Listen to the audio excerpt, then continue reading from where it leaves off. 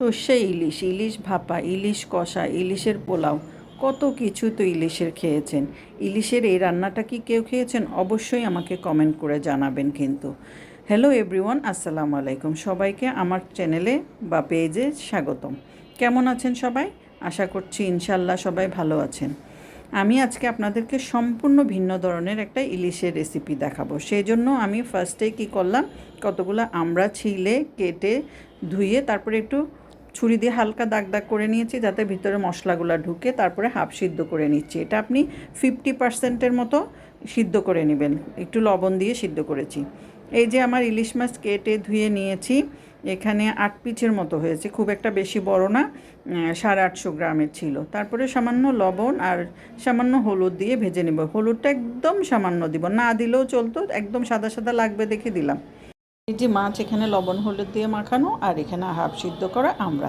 এখানে আমি 1 চা চামচ আদা বাটা দিয়েছি, হাফ চা চামচ রসুন বাটা, 1 চা চামচ ধনিয়া বাটা, 1 চা চামচ কাঁচামরিচ বাটা, হাফ কাপ নারকেল বাটা, হাফ কাপ পেঁয়াজ বাটা নিয়েছি। আজকের রেসিপিটা আমি একদম প্রপারলি দেখানোর চেষ্টা করব। এখানে আমি 1/4 কাপ 2বার করে দিয়েছি হচ্ছে তেল। ভাজবো মাছগুলা, সেই জন্যই তেলটা আমি একবারে দিয়ে নিয়েছি। আপনারা চাইলে তেলটা বেশি কমও করতে পারবেন। এই যে মাছগুলা একদম হালকা করে ভাজবো, আপনারা দেখে বুঝবেন কি না জানি না, একটু নরম নরম থাকবে, খুব একটা শক্ত করা যাবে না কিন্তু।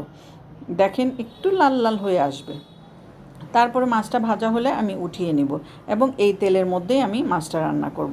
এখানে 2টো বড় পেঁয়াজ কুচি দিয়ে দিচ্ছি, আমি ভেজে বেরেস্তা করে নিব। এই যে বেরেস্তাটা উঠায়ে রাখবো একটু, আপনারা চাইলে বেশিও করতে পারেন। তারপরে হাফ কাপ পেঁয়াজ বাটা দিয়ে দিলাম, একটু লবণ দিয়ে দিলাম যাতে ছিটে না আসে। তারপরে যে মশলাগুলো রেডি করে রাখছে আদা রসুন দিয়ে একটু ভেজে নিলাম, গন্ধটা যাতে চলে যায়।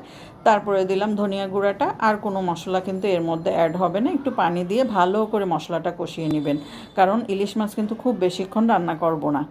তারপরে এই যে নারকেল বাটাটা দিয়ে দিলাম, হাফ কাপ, একদম মেপে মেপে দিচ্ছি, একটু পানি দিয়ে নারকেল বাটা দিয়ে তারপর আর একটু কষাবো।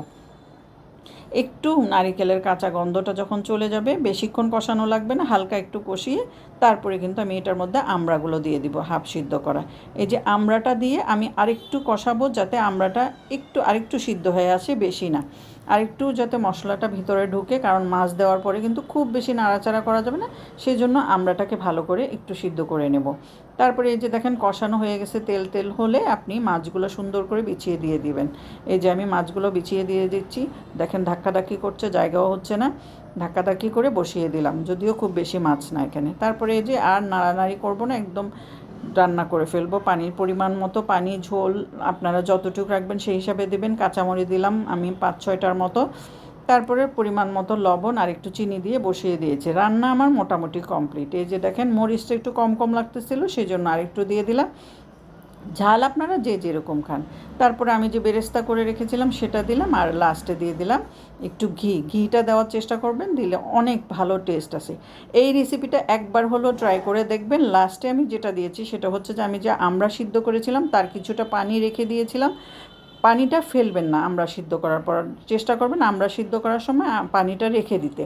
তারপরে আমি ওখান থেকে একটু পানির দিয়ে দিলাম, টেস্টটা তাহলে বেশ ভালো আসে, একটু টক মিষ্টি হয়, খেতে অনেক অসাধারণ। একবার হলো ট্রাই করে দেখবেন, আমাকে জানাবেন কেমন হয়েছে। রেসিপি যদি ভালো লাগে আপনাদের টাইমলাইনে শেয়ার করে পাশে থাকবেন।